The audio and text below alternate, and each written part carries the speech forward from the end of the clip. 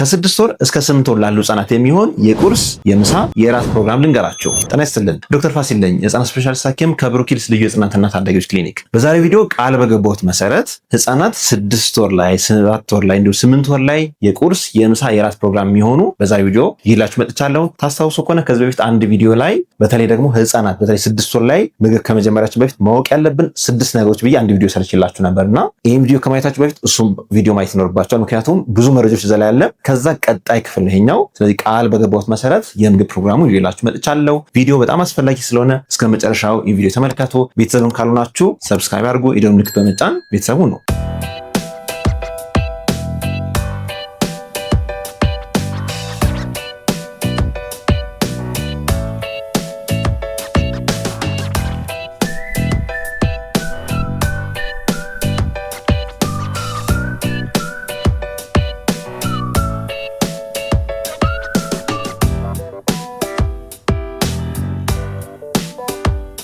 ህጻናት እንግዲህ ዛሬ የምዘረዘርላችሁ ምግቦች ኮምቢኔሽን ናቸው። ያ ማለት 2-3 ምግቦች አንድ ላይ ቀይጠን የምንሰራቸው ምግቦች ሲሆኑ በተለይ ደግሞ ኪሎአቸው አልጨምር ላሉ ህጻናት እንደ መፍትሄ ያልኳቸው አማራጭ ወደ 5 ምግቦች አሉ። መጨረሻ እሱን ነግራችኋለሁ። አሁን መጀመሪያ ላይ የምነግራችሁ ነገሮች ደግሞ በኖርማል ቀን ለምሳሌ የቁርስ ቢያንስ 5 አማራጮች ነግራችኋለሁ። ምሳ 1-4 ምርጫ ነግራችኋለሁ። እንዲሁም ደግሞ መጨረሻ ላይ የእራት ምርጫዎቹ ነግራችኋለሁ። እነዚህን በተለያየ ቀን ማዘጋጀት ትችላላችሁ። ከዚህ በፊት ግን ምን ጊዜ ማወቅ ያለባችሁ ነገር ማንኛውም ህጻን የየራሱ ባህሪ ያለው ለአንዱ አለርጂ ሆኖ ለአንዱ አለርጂ ላይሆን ይችላል። ለአንዱ የተመቸው ለአንዱ ላይመቸው ይችላልና ህጻናት እንደዚህ ኮምባይን ከማድረጋችሁ በፊት ዛሬ የምነግራችሁን ከመጠቀማችሁ በፊት የእያንዳንዱ ምግብ አለርጂ እንደሌላቸው ቼክ ማድረግ አለባችሁ። ያንን በአማካኝ ከ5 ወር እስከ 6 ወር ባለው ጊዜ እያለማመዳችሁ ምግቡን በትክክል አለርጂ እንደሌላቸው እንደለመዱት እርግጠኛ መሆን አለባችሁ። የመጀመሪያው የቁርስ አማራጭ ልንገራችሁ። ዴይ ዋን የመጀመሪያ ቀን ቁርስ ለምሳሌ አቮካዶ በወተት ሊሆን ይችላል። አቮካዶ ከዚህ በፊት እንደነገርኳችሁ በጣም ብዙ ጥቅሞች አሉትና በዋነኝነት ጠቃሚ የሚባል ፋት ለአይምሮ እድገት በጣም ጠቃሚ ፋት አለው። ኪሎ ለመጨመር ይረዳል።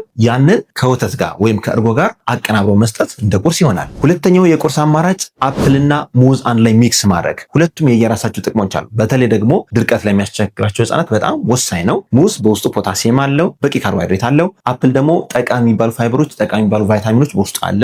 ለበሽታ መከላከል አቅማቸው በጣም ወሳኝ ነው። ሶስተኛው የቁርስ አማራጭ ደግሞ አጃ በወተት ነው። አጃ በወተት በጣም ለአብዛኞቹ ህጻናት አመቺ የሆነ ነው። አጃ በውስጡ ካርቦሃይድሬት አለው፣ ፕሮቲን አለው፣ ዚንክ አለው፣ አይረን አለው። ይህንን ህጻናት እንዲፋፉልን መጠቀም እንችላለን። ስናዘጋጅ በተቻለ መጠን ከ10 ደቂቃ በላይ ባናብስለው ይመከራል። ውስጡ ያለው ንጥረ ነገር እንዳይሞትብን ማለት ነው። አጃ ስንል እንግዲህ የታሸገው ኦትስ ሊሆን ይችላል፣ ያልታሸገ ሊሆን ይችላል። ያው ኖርማሊ የሚመከረው ያልታሸጉ ነገሮች ናቸው። በተቻለ መጠን ያልታሸጉ ተፈጥሯዊ የሆኑ ኦትስ ወይም ደግሞ አጃ ብትጠቀሙ መከራቸዋለሁ። ያንን በወፍራሙ ታዘጋጁና መጨረሻ ላይ ልክ ሊወጣ አካባቢ ተወሰነ ወተት በማድረግ ወተቱ አብሮ መብሰል የለበትም። በተለይ እኔ አሁን የምነግራችሁ እያንዳንዱ ምግብ ላይ በወተት ስላችሁ የምነግራችሁ የምጠቅሰው የፎርሙላ ወተት እንጂ የላም ወተት አይደለም። የላም ወተት ከሆነ አብሮ መብሰል ይኖርበታል። የፎርሙላ ወተት ከሆነ ግን መጨረሻ ላይ መጨመር ያለባችሁ። አራተኛው የቁርስ አማራጭ ደግሞ ድንች በወተት። ድንች ለማዘጋጀት መጀመሪያ በደንብ ትከታተፉታላችሁ፣ በደንብ ታበስሉታላችሁ፣ እሱም በደንብ ትፈጩታላችሁ። በነገራችን ላይ ከ6 ወር እስከ 8 ወር ላሉ ህጻናት ፒውሪ ነው የምንሰጣቸው። ያ ማለት የተፈጩ ነገሮችን ነው የምንሰጠው እንጂ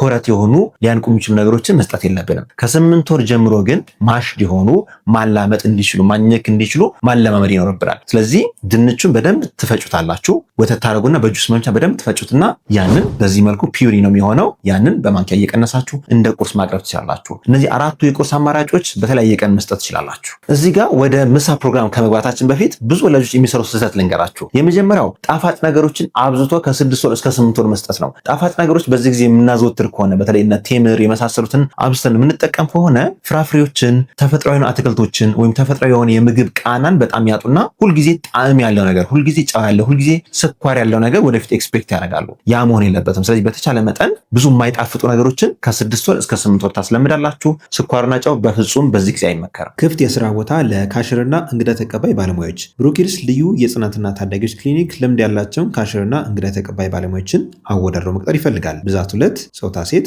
የስራ ልምድ በአገልግሎት ሰጪ ተቋማት በካሽርነት 1 ዓመትና ከዛ በላይ ልምድ ያላት በክሊኒክ ወይም በሆስፒታል የሰራች ቢሆን ይመረጣል። ካሽ ሬጂስተሪ ማሽንን በትክክል መጠቀም የምትችል በቂ ክህሎት ያላት፣ የማታ ስራ ወይም የአዳሪነት ስራን ለመስራት ፈቃደኛ የሆነች፣ በአካውንቲንግ ወይም ተያያዥ ትምህርት ዘርፍ ዲፕሎማ ወይም ዲግሪ ያላት፣ ታካሚዎችን በትዕግስትና በፍቅር ማስተናገድ የምትችል፣ የተጣራ ደሞዝ 8000 ብር፣ በተጨማሪ የማታ ስራ ጥቅማጥቅም ዲዩቲ ተጨማሪ ክፍያ ይኖረዋል። የስራ አድራሻ አዲስ አበባ ጦር ኃይሎች አጉስት አካባቢ ነው። የስራ ቦታው ብሩኪድስ ልዩ የህፃናትና ታዳጊዎች ክሊኒክ። አመልካቾች ሲቪያቸውና ፎቶቸውን ከታች ባስቀመጥነው ቴሌግራም ሊንክ ላይ መላክ ይችላሉ። ወይም ቴሌግራም ላይ @ብሩኪድስ ክሊኒክ ብለው እዛ ላይ ሲቪያቸውን አታች ማድረግ ይችላሉ። ሌላው ሁለተኛው ስህተት በተደጋጋሚ የማየው ደግሞ ወላጆች በጣም ስለሚጨነቁ አብዝተው በግድ ህፃናትን ለማብላት ይሞክራሉ። ይህ ፍጹም ስህተት ነው። ህፃናትን ስናበላ ሁልጊዜ በነገራችን ላይ ለህፃናት የምግብ ሰዓታቸው የትምህርትም ሰዓትም ነው፣ የሚለማመዱበት ነው፣ የፍቅር ሰዓትም መሆን አለበት። ስለዚህ እናትና ልጅ ወይም ኬር ጊቨር ወይም ማንኛውም የሚንከባከበው ሰው አይን ላይን እየታየ እየሳቁ ደስ ብሏቸው ነው ያን ሰዓት ማሳለፍ ያለባቸው እንጂ በግድ የምናበላቸው ከሆነ ማልቀስ ይጀምራሉ። ህፃናት ደግሞ በግድ የምናበላቸው ከሆነ ማልቀስ ከጀመሩ ሁልጊዜ ምግቡ ሲቀርብ ጭንቀት ነው የሚመጣባቸው። ምግብን ሪፊውዝ ማድረግ ይጀምራሉ። ስለዚህ የምግብ ስርዓታችን ምንጊዜም አክቲቭ ሪስፖንሲቭ ፊዲንግ መሆን አለበት። ያ ማለት የነሱን ፍላጎት ሲጠግቡ መተው፣ ሲፈልጉ ደግሞ ማብላት ይኖርብናል ማለት ነው። ይህ አክቲቭ ወይም ሪስፖንሲቭ ፊዲንግ ይባላል። እንግዲህ ከዚህ በፊት እንደነገርኳችሁ ከ6 ወር እስከ 8 ወር ያሉ ህፃናት በአማካኝ በቀን ውስጥ ከ2 እስከ 3 ጊዜ ቋሚ ምግብ ይኖራቸውና ከ1 እስከ 2 ስናክ ወይም ደግሞ እንደ መክሰስ ነገር ያስፈልጋቸዋል። መክሰስ ስንል እንግዲህ የእናት ወተት ሊሆን ይችላል፣ ጁሶች ሊሆኑ ይችላሉ። በተለይ የፓፓያ ጁስ፣ የአቮካዶ ጁስ ወይም ደግሞ ቀለል ያለ የማንጎ ጁስ፣ እነዚህ እንደ ስናክ ወይም እንደ ተጨማሪ ምግብ መስጠት እንችላለን። ይህን ስናደርግን እንደ አማራጭ የጣሳ ወተትና የእናት ወተት አብሮ መቀጠል ያለበት እንጂ ወተት ወይም የእናት ወተትን አቁመን በምግቦች እንቀጥላለን ማለት አይደለም። የእናት ወተት ቢቻል እስከ 2 ዓመት ቢቀጥል፣ ካልተቻለ ቢያንስ እስከ 1 ዓመት ቢቀጥል ይመከራል። አሁን ወደ ምሳ ፕሮግራም እናልፋለን። ወደ ምሳ ፕሮግራሞች ከማለፋችን በፊት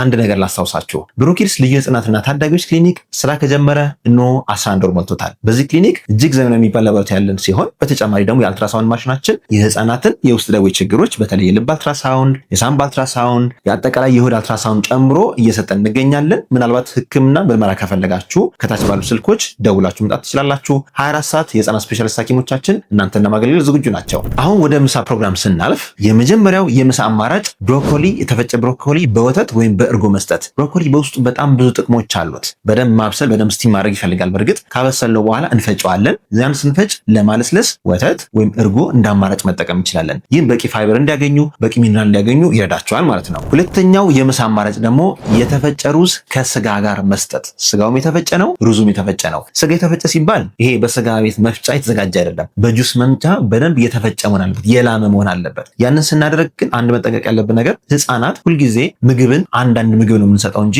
በአንድ ጊዜ ሁሉንም አከታትለን መስጠት የለብንም። ለምሳሌ ስጋውን ለብቻ ማስለመድ ይኖርብናል፣ ሩዙንም ለብቻ ማስለመድ ይኖርብናል። የነዚህ ምንም አይነት ሪአክሽን ከሌላቸው ኮምባይነር ወይም ቀላቅሎ መስጠት እንችላለን ማለት ነው። ሌላው ጥንቃቄ ማድረግ ያለባቸው ደግሞ ሩዝ ላይ ነው። ሩዝ ቢያንስ 2-3 በደንብ መታጠብ ይኖርበታል። ከላይ ያለው ሽፋን ያው በብዙ ገበያ በብዙ ነገር አልፎ ስለሚመጣ በደንብ መታጠብ ይኖርበታል። በመቀጠል በደንብ ማብሰል፣ ማጥለል፣ ከዛ ያንን መፍጨት ከስጋ ጋር አድርጎ ለምሳ ማቅረብ ይቻላል። ይህን ስናደርግ ሌላው ጥንቃቄ ማድረግ ያለብን ድርቀት ካለባቸው ሩዝ ማብዛት የለብንም። ሩዝ በባህሪው ድርቀት የማምጣት ባህሪ ያለው ግን ደግሞ ኪሎ ለመጨመር በጣም ወሳኝ የሆነ ምግብ ነው። ለህፃናት ቢያንስ በቀን ውስጥ አንድ ጊዜ ቢመገቡት ለኪሏቸው በጣም ይጠቅማቸዋል። ሶስተኛው የምሳ አማራጭ የጤፍ ገንፎ። የጤፍ ገንፎ በወተት ሊሆን ይችላል። ላላ አድርገን በጣም ወፍራም በጣም ቀጭን ያልሆነ ቢያንስ ማንኪያ ላይ የሚቀር የጤፍ ገንፎ ማዘጋጀት እንችላለን። ይህ ደግሞ ቀይ ጤፍ ቢሆን ይመከራል። በተለይ አይረናቸው ካርቦሃይድሬትን በደንብ ለማግኘት ይጠቅማቸዋል። አራተኛው የምሳ አማራጭ የተፈጨ ስጋ ከድንች ጋር ማቅረብ። ስጋ ቅድም እንዳልኳችሁ በደንብ መፈጨት ይኖርበታል። ስጋው በጣም ንጹህ የሆነ መሆን አለበት። በተለይ ደግሞ የጉበት ስጋ ለህፃናት